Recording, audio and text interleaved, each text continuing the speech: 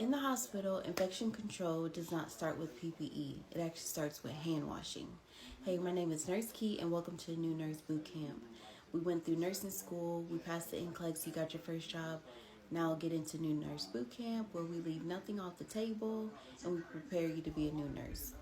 Alright, so today we're going to talk about infection control, starting with hand washing. Now, in most facilities, all the outside the rooms or inside the rooms, they may have a hand sanitizer. However, with some infections, hand sanitizer will not work. You actually have to wash your hands. Now, the biggest thing about this is, how do you wash your hands? Now, this is a skill we've been doing since the beginning of time, right? But most people still do it wrong. Wet your hands first, add soap, rub them together, get in all the creases. Sometimes you need to do it 2 or 3 times.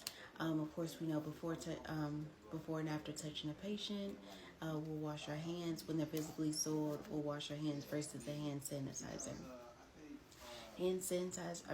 Hand washing is actually really important when you have C. diff patients, you have norovirus, and even some parasites. Let's see. Now, in the hospital or in healthcare facilities, you're going to have these wipes. Most facilities have purple or yellow wipes, right? They're called like CABI wipes. Purple top is more of general disinfection. We can wipe our equipment down, our computers down, our seats.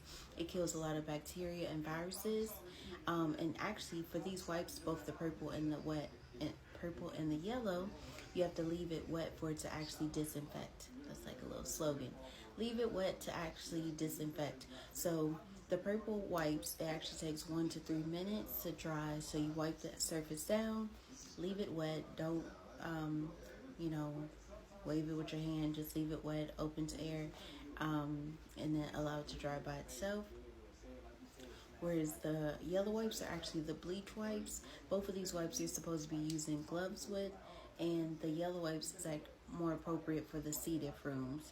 C. diff is a type of infection that could be in your bowel, your GI tract. It comes out through your stool. It generally has a certain smell that you won't forget, and they'll be on contact precautions. So within this room, let's say you're admitting a patient that has contact precautions for this particular infection, you're going to put the bleach wipes in that room or outside, so it just like goes together. This is to actually kill that spore that comes along with this infection. You'll wipe the surfaces like the bed rails. Don't forget the bed rails, the equipment, things like that. Now, these yellow wipes, the bleach wipes, they'll take 2 to 4 minutes for it to dry. So, of course, still leave it wet for it to disinfect. All right. So, certain high surfaces that we must not forget to wipe down. Now, most nurses are pretty good at coming into your shift. You wipe your computer down, you wipe your chair down, you wipe your rolling computer. But there's some things in the rooms that we can wipe down too, like at the beginning of your shift, especially when you see it soiled. The IV pumps, our call lights, remotes, or the TV remotes if they're separate. The bed rails, especially on the inside and the outside. The even the light switches, like our code buttons or the actual lights to the rooms, the door handles, and the phones. The phones are probably the dirtiest thing in these facilities at times. So, of course, clean your hands, wipe these pumps down, and clean them again. Sometimes you could even double glove.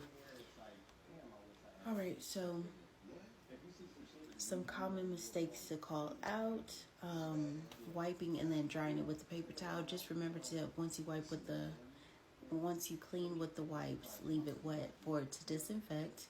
One wipe is not enough for large surfaces, so you can get multiple because it really just spreading the germs around. And then just because it looks clean, you think that it actually is. No, just go ahead and wipe things down and just save. It's better to be safe than sorry. So a lot of hospitals, they always stress about infection control, and you'll see this where people are on precautions, but oftentimes we kind of glance over this part of like how to actually protect ourselves, because C. diff can travel from room to room by doing incontinence care and poor hand washing. So it is essential for us to take the little time of hand washing and wiping different things down in between patient uses to make sure we're protecting ourselves and protecting our patients.